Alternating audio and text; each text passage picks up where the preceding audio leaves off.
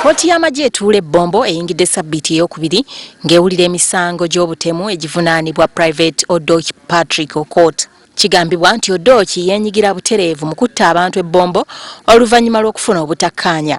Bapuliida b'Odoki baasaba omuntu waabwe akeberebwe obwongo kubanga ekikolwa kino kirabika yakikola amaze kutabuka. Olwaleero abasawo bakakasizza kkooti ekulembera Brigadier Fred Tolit nti Odoki talina kizibu kyonna ku mutwe era asobola okuvunaanibwa. I went ahead and assessed his mental state. He was of normal mental state.